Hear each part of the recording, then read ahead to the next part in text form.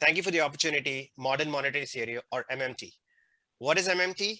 It is an explanation of macroeconomics of monetarily sovereign nations with fiat currencies. So when we say monetarily sovereign nation, I'm talking about the US, which absolutely is monetarily sovereign, but also countries like UK, Japan, Australia, Canada, who are all monetarily sovereign that have fiat currencies. And it's really an explanation of the macroeconomics. This is not something that says like, here's how government should do things, or it's not a policy charter. It's saying, let's look at the balance sheets of the government, of the Treasury, the Federal Reserve, of the banking system, and let's see what comes out of that. And that explanation is what MMT is. And it's a lens through which now, if you look at the book on the right here, an actual macroeconomics textbook has been written, which is starting to be used in some colleges. But also for the layperson, Dr. Stephanie Kelton has written a book called The Deficit Myth, which is very, very accessible and very readable. And we did do a book reading as a group for this one within Sunrise Bay Area. So those are the big resources. So I've used some terms. So let me start out by asking us, wait, what is a fiat currency? I use that term as if everybody might automatically know it. Well, let's be clear. Fiat money is government issued currency that is not backed by any physical commodities such as gold, silver, but it's just backed by the government that issues it. So you see that 10-pound note by the Bank of England, the $100 note by the Federal Reserve, the 20 euro note over here. This is fiat currency. There is nothing backing it in terms of physical commodities. We said what's a fiat currency, but then what is monetary sovereignty? A monetarily sovereign nation, and I already gave you a couple of examples of that. We're talking about it because the US is definitely monetarily sovereign, but fundamentally a monetarily sovereign nation is a country that first of all issues its own fiat currency, and it is the monopoly issuer of that currency. It has its own central bank. It manages its own interest rates. So it's doing all of this as part of its banking operations. It is taxing its residents and citizens in its own currency. So a country that is monetarily sovereign absolutely should have the authority to impose taxation. That's a requirement to be monetarily sovereign. The US government does that. It never borrows in another currency. It is any borrowing operation that the US government does, it does it in dollars, in its own currency. So big requirement, because we see a lot of countries, especially in the developing world, that might be borrowing in US dollars, borrowing in pounds, borrowing in euros. But monetarily sovereign nations do not borrow in any other currency. And they don't peg their currency to another currency or commodity. Like it's not pegged to gold or anything like that. So obviously, when I'm talking about the Western world, and I made mention of the US, I talked about UK, even from Asia, I mentioned Japan. These are all monetarily sovereign nations. Can you think of any Western developed countries that don't fit this paradigm? And you can probably throw some names in the chat if that comes to your mind.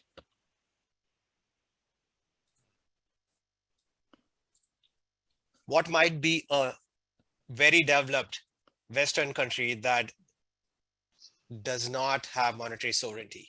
Exactly. I see a couple of good answers in the chat. Germany or the EU, Italy, France, Greece. All of these are countries that literally gave up their monetary sovereignty so that the markets would function and trade would be better within the European community. But in the process, they gave up something that we actually enjoy, which is monetary sovereignty.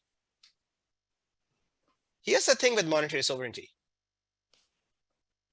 For a monetarily sovereign country, its currency is widely accepted within its economy.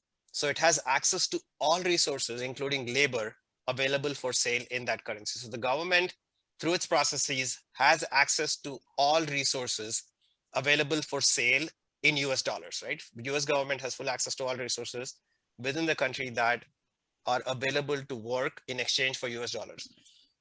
Teachers are willing to take US dollars to work as teachers. Soldiers are willing to take US dollars to be soldiers. So the government has access to those resources. And a monetarily sovereign country cannot possibly go bankrupt. It cannot run out of money. It can only run out of resources. And this is crucial because we have heard politicians say things like, oh, the US government has run out of money. President Obama has said this after the financial crisis that we don't have money, we're out of money. But a country which is monetarily sovereign like the US cannot possibly run out of money. It can run out of actual real resources. The federal government is not financially constrained in using whatever domestic resources it needs to address societal problems. All the things that we talked about that you folks put in the chat, we are not financially constrained in addressing those issues using our own domestic resources, whether it comes to healthcare, whether it comes to education. These are not things that we are financially constrained.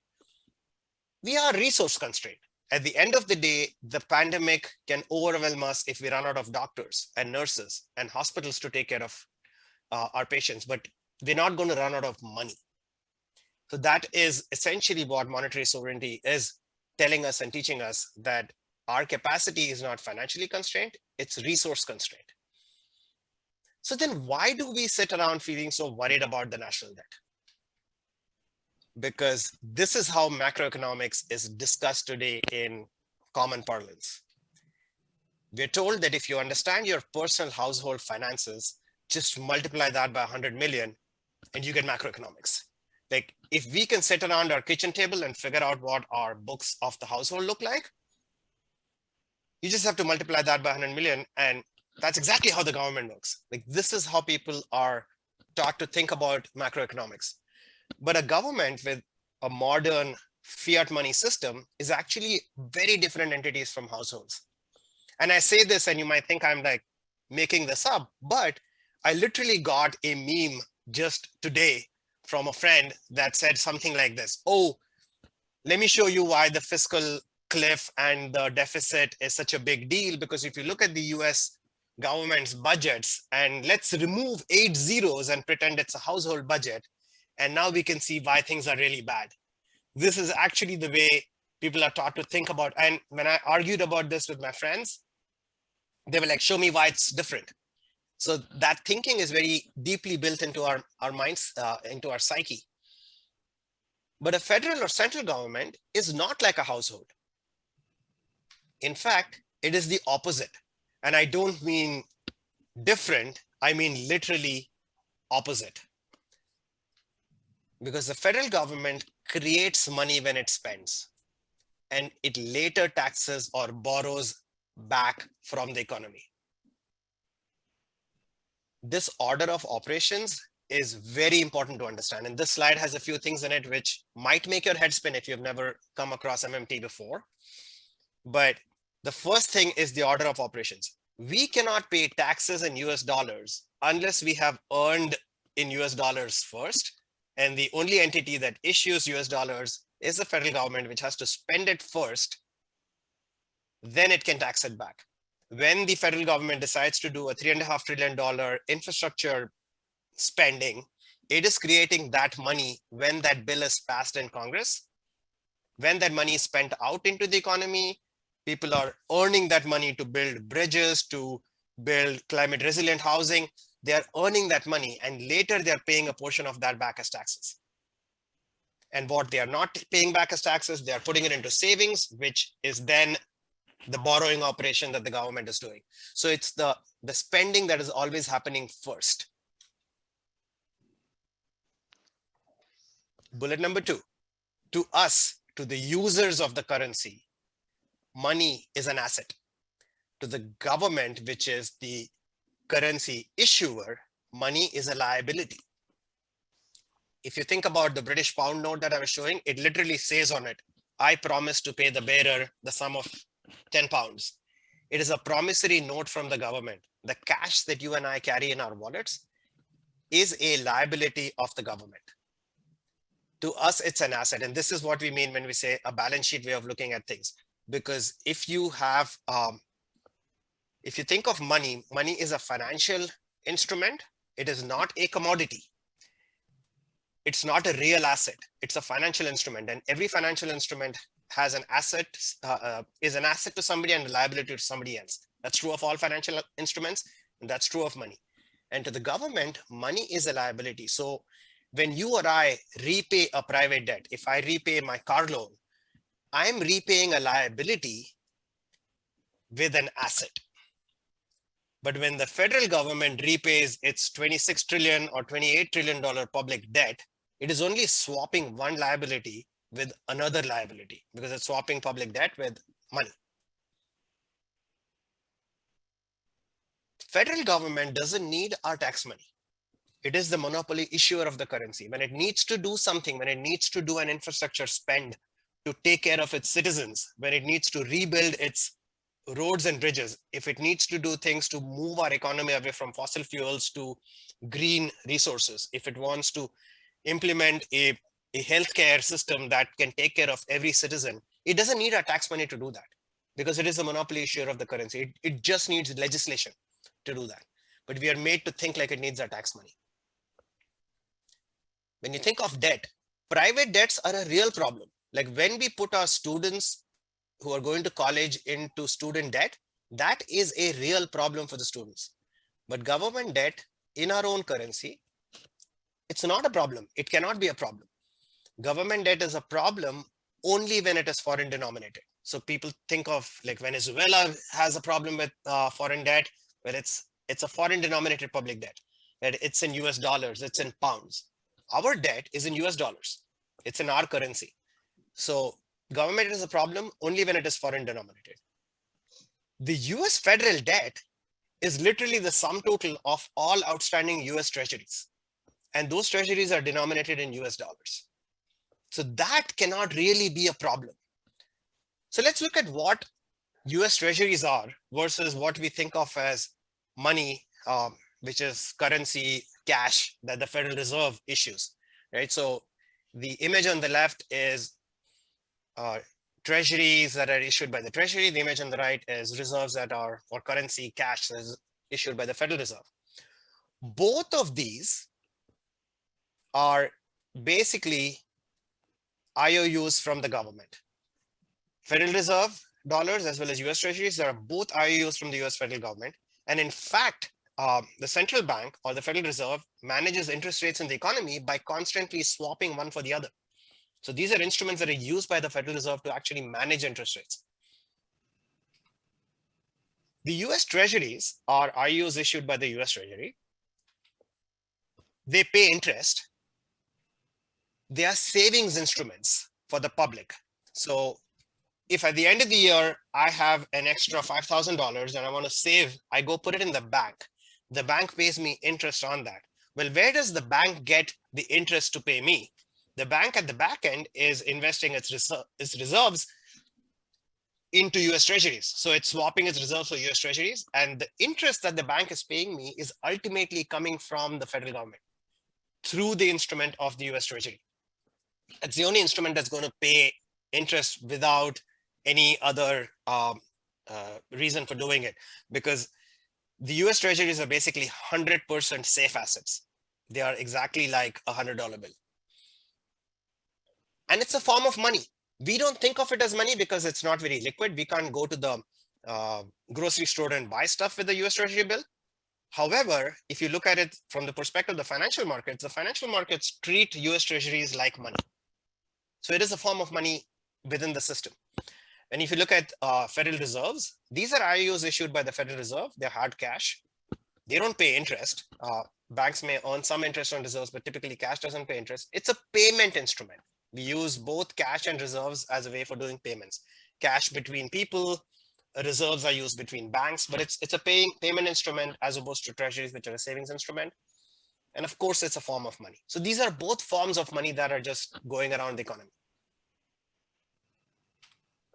Yet, we look at what was in the left column over here, we add it all up and we say, oh my God, the debt is such a big deal and we need to be all worried about the debt. And then we use those fears over the US national debt to keep people from pushing the government to solve real problems. Like we have debts in infrastructure, debts in education. We are burdening the next generation with the climate change debt. But instead of solving those problems, we are made to think that the US national debt is the biggest problem we need to be worried about.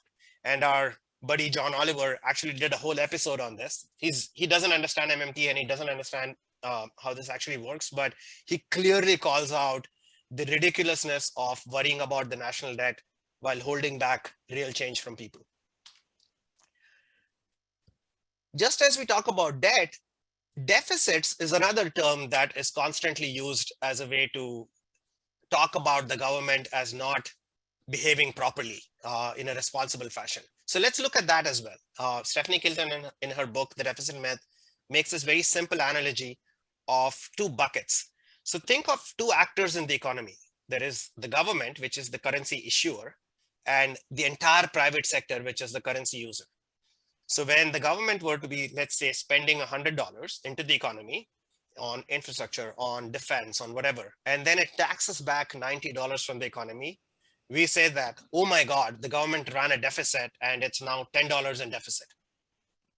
What we forget is that's a $10 surplus for the private sector. The only reason I have cash in my wallet today, that I have any wealth saved with me, is because the government has been running a deficit.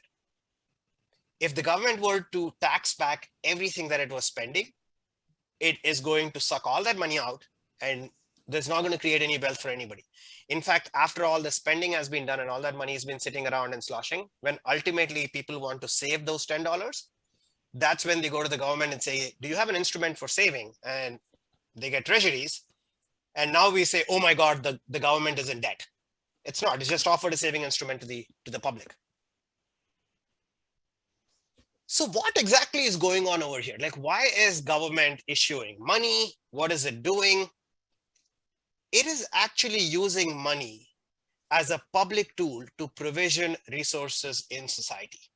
And I've talked through bullet points, but let's try talking about this through maybe like a couple of stories. And hopefully these anecdotes help give this message of what does it mean to use money as a public tool to provision resources in society.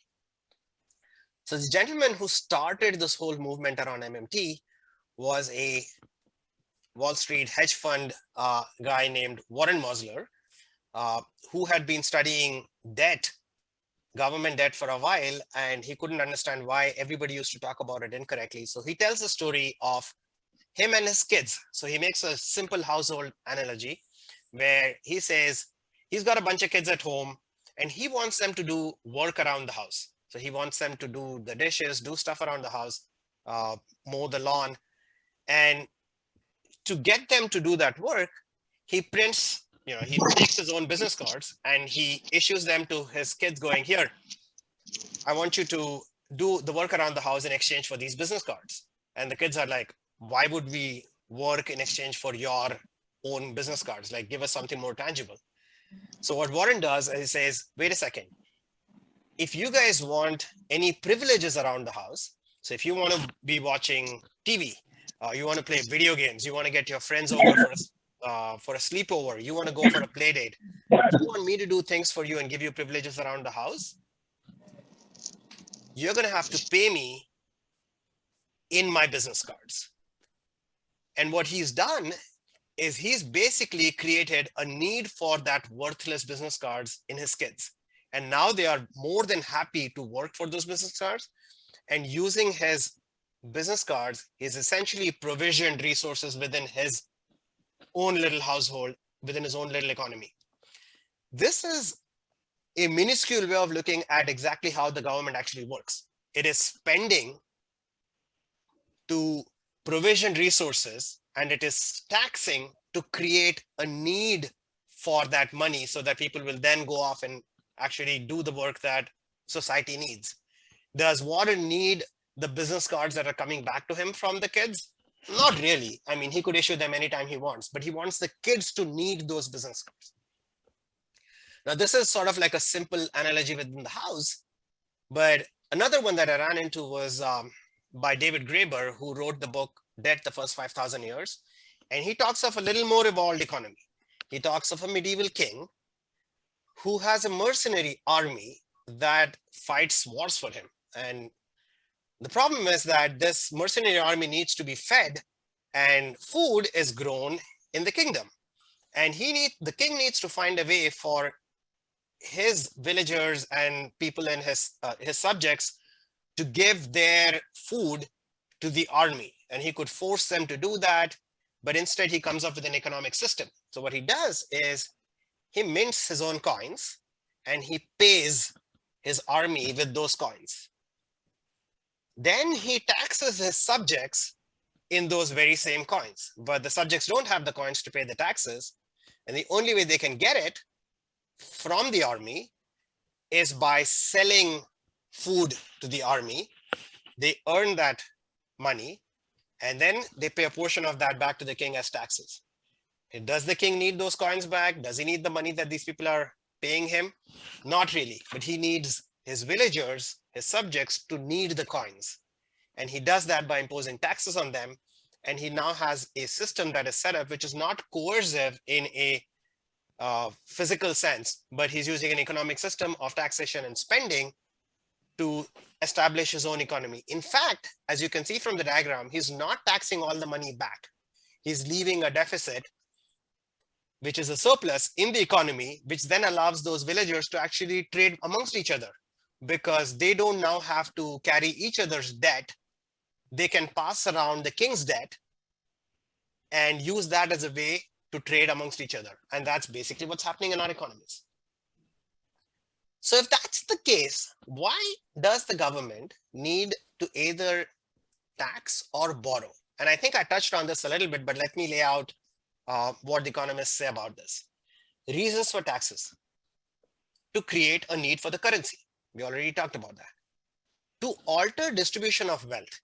So taxes can be a very powerful way for the government to essentially alter how wealth is distributed in society. So if too much of wealth is going to some people, the Jeff Bezos, the Elon Musks, the CEOs, Wall Street guys, you want to take away some of that wealth to alter distribution of wealth. Again, government doesn't need Jeff Bezos' money or Elon Musk's money to do Medicare for all. Right? They are taxing them just to alter the distribution of wealth, make things more equitable. Tax to discourage certain activities. You can have a tax on tobacco. You can have a tax on alcohol. You can have a tax on carbon, the famous carbon tax, as a way to discourage, gas pumps.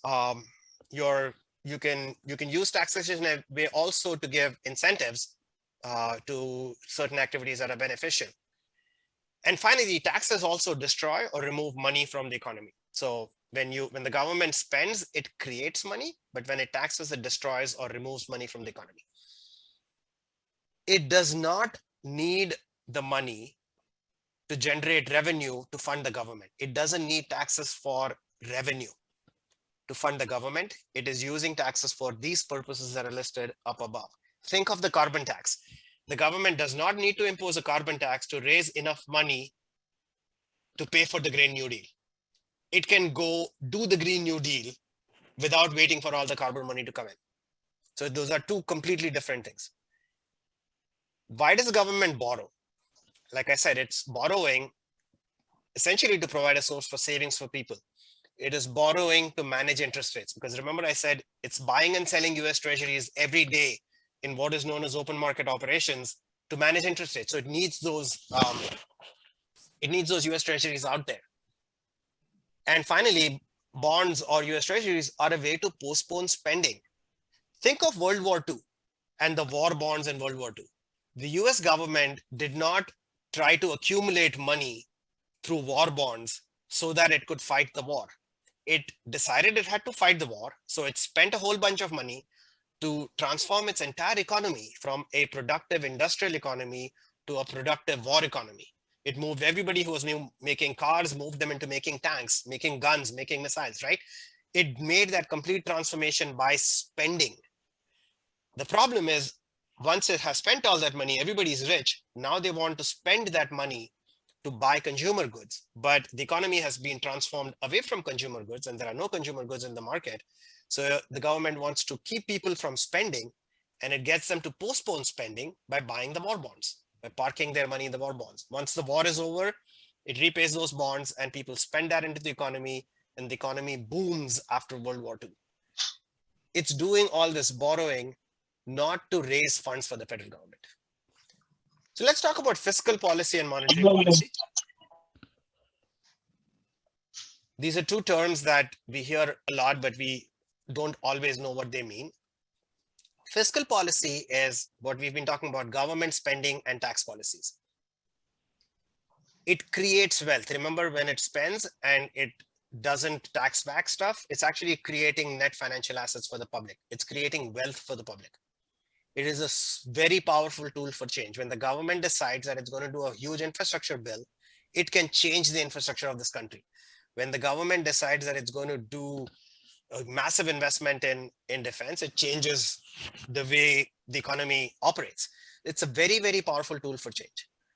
Monetary policy, on the other hand, is central banking operations. So managing interest rates, borrowing and lending. All of the banking system is kind of part of monetary policy. Monetary policy can only exchange financial assets, right? So it's swapping treasuries for bonds. It's swapping, when I go to the bank and take a loan, it's swapping an IOU, papers that I have submitted, and it's giving me a loan dollars in exchange. It's swapping assets, but it's not really creating new money. In a strict sense, it's not creating completely new financial assets. I have given the bank my papers, which are worth $50,000 to the bank, and then the bank has created demand deposits for $50,000 in exchange. So it's always an exchange of financial assets. In MMT, we say this is not a very powerful tool for the government. It's like pushing on a string. Why? Because through monetary policy, the government can lower interest rates to try to spur the economy, but it cannot force private entities to take on debt. So it cannot force investment. Whereas when it does fiscal policy, it creates investment. And one of the problems that we face right now is in the neoliberal era, all of our thinking is that we've literally handed the reins of economic policy completely to monetary policy. We look at central bank officials and we say, oh, they have to take us out of the depression. They have to take us out of the recession. We don't think too much about what Congress is able to do using fiscal policy as a tool for change. And hopefully with the Build Back Better agenda, that will change. Always brings up the question, you do talk about all this spending. Is there really a limit to overall spending? Yes, there is. When we run out of real resources, because MMT shows that money is a tool to provision resources. You don't run out of money. The limit is when we run out of real resources, and then you see inflation. And in fact, you can avoid inflation by investing early in creating more resources. If our economy needs doctors and we are going to see a huge healthcare problem in 15 years, we can invest today in training more doctors. And that investment can actually help us avoid inflation. If we think that our supply chains are going to break because bridges are going to fall, if we invest in rebuilding the bridges, we can avoid an inflation that comes from that. And in this scenario, where resources are your constraint, an unemployed resource is a completely wasted resource. And money can be used as a public monopoly that can serve to attain full employment. There is really no point in maintaining involuntary unemployment.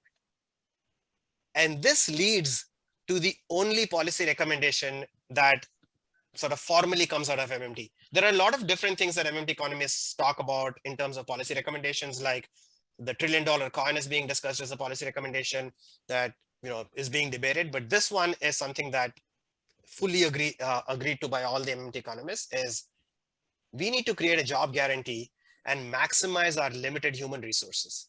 I have a picture there of Dr. Cherneva, who is a leading expert on this topic. And we talk about creating a federal job guarantee. Anyone who's involuntarily out of employment is offered employment by the government. At my age, the tech sector that I work in might decide that they don't need somebody like me. And I still have another 15 years of good labor work available that I can offer to society. If I am out of a job, the federal government can offer employment to anyone who's involuntarily out of employment. And instead of going to the unemployment office, people can go to the local employment office and walk out of the job. This can be federally funded because the federal government is not fiscally constrained. And then it can be locally administered, local projects. There's so much of work that needs to be done, from building housing to, greening the economy. There's tremendous amount of work to be done. It can be federally funded and locally administered. The private sector doesn't want to hire unemployed people. So the federal jobs guarantee can be used as a way to keep skills up. Allow people to have transition jobs. If you want to leave the fossil fuel sector and go into the green economy, a transition job, which allows you training, pays for you while you're going through that training. Nobody needs to be unemployed as we make that transition. We could pay folks to go through the 6 months of training that they need, or the 2 months of training that they need to be able to work in the new economy. There is an idea of buffer stock of labor. So when any economy is very dependent on a certain commodity, if it's a very key commodity, the government acts as an agent that creates a buffer stock of that. So think of an economy that's really good at growing corn. Everybody's growing corn, and the government is really worried that the price of corn is going to go to zero. So what the government does is it sets a floor. It says, at $10 a bushel or whatever, I will buy corn. So if the price of corn starts to fall below $10 a bushel, you can just sell to the government. The government will take it and it'll keep it in stock. And if at all there is a shortage out there in the economy and prices start to rise, it can always bring that back into the economy and sell that back. It's a buffer stock. It keeps things stable. We can do this with labor. Labor is our biggest resource. So today we say that minimum wage is $15. We're fighting for $15. MMT economists say minimum wage in the economy today is $0. As long as anybody is involuntarily unemployed, they're getting $0 and they are willing to work. That means minimum wage today is $0. We need to create a system where that is not the case. So Pavlina's book is shown over here. There's an article in Vox where they go over that. As a policy, we can target full employment instead of using unemployment as a policy tool. What do I mean by unemployment as a policy tool? Literally today, the government, the central bank uses unemployment as a policy tool. They use this thing called NAIRU, non-accelerating inflation rate of unemployment, to manage inflation and unemployment. It's based on this outdated thing called the Phillips curve. They think that if the unemployment rate were to get really small, then the inflation would go up. It's nuts. We are literally keeping people unemployed to avoid inflation as a policy. And if you think that this is ridiculous, you should watch AOC take on Jerome Powell in Congress, where she's questioning him and she's asking him, do you even know what the minimum level should be? You've dropped from 5% to 3%. It's made no impact to inflation. Why are you using this as a policy? And now Ayanna Pressley has a federal job guarantee resolution in Congress. Hopefully we can fight for this, but basically we can commit to building a nation where every person can work, live, and thrive with dignity. This should be a basic right for everybody. So in summary, what does all this mean? I didn't get into a lot of the technical nuances, but hopefully I was able to lay out the basic idea. What does this mean? This means that monetary sovereignty is giving us the tools to do what we need to do. Let's stop worrying about fiscal deficits and federal government debts. Like, these are just accounting identities from the perspective of the currency issuer. They're not real things. And this becomes obvious when you go through balance sheet analysis of all the entities in the macroeconomy. We have the tools to finance real change and benefits to society.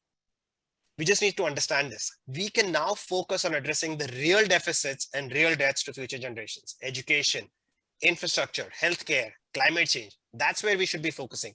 And we should be asking the right question. We should not be asking, how will we pay for the green transition, healthcare as a right? That's the wrong question to ask. The right question to ask is, how will we spend to address these real deficits? Because as I asked you in the beginning, if money was not a constraint, what would you like to fix? But that's not easy either, because we have to plan.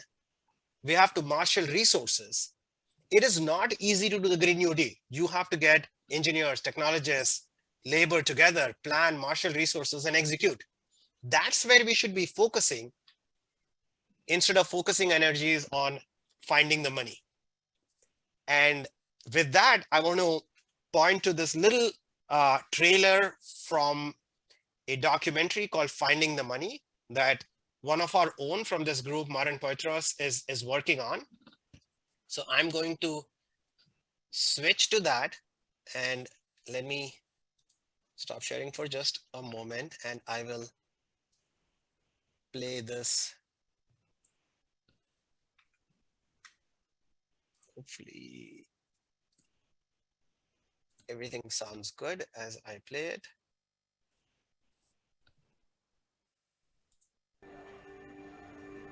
I mean, I've been doing this now for a lot of years in front of mostly, I won't say hostile audiences, but in a sense, usually when I show up for an appearance, it's like walking into the lion's den. Our next speaker is going to introduce this crazy radical idea that we maybe don't need to tax people in order to get their money to pay for things. Introducing this radical idea is Stephanie Kelton. I come with an unconventional message. We think of spending and taxing as two sides of the same coin. If we want to fund a new program, the question is, how are you going to pay for it? Where will you get the money? You have to find the money. That's not how it works. Okay, the way that the conventional story goes, Uncle Sam needs money. If Uncle Sam wants to spend, Uncle Sam has to find some money. He can tax and he can borrow. Once it's collected the dollars, after that, it can spend. We flip that around completely. An unconventional economic theory is gaining some traction, modern monetary theory, MMT. And one of its leading proponents is Professor Stephanie Kelton. She has advised Bernie Sanders' campaign. And she argues that almost everything we are told about the deficit is wrong. We're $28 trillion in debt. There will be a day of reckoning. If you're looking for more COVID bailout money, we don't have it. How are we going to pay for it? Congress has spent all the money. You don't find the money. It's not a matter of finding the money.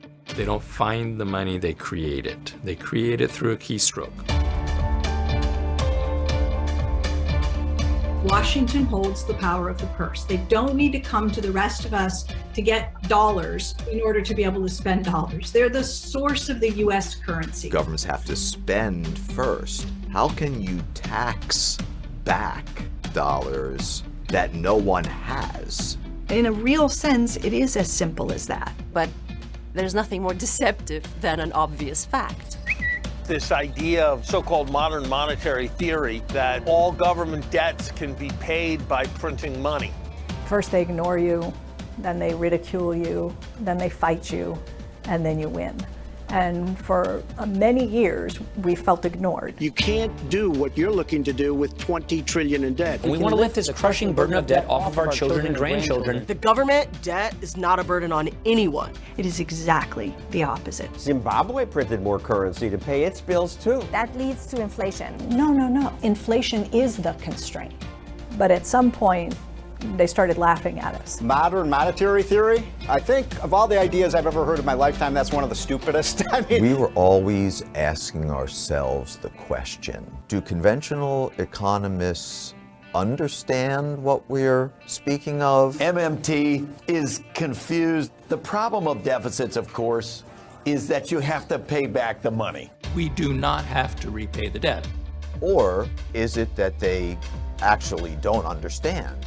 And then to the fight you stage. And so we're in the fight you stage. Modern monetary theory tells us that the debt doesn't matter. This theory is complete nonsense. Bill Gates recently took exception with MMT, calling it crazy talk. How are you going to pay for this? America's broke. Out of control debt. The debt that we are going to have to pay back. We don't have any money.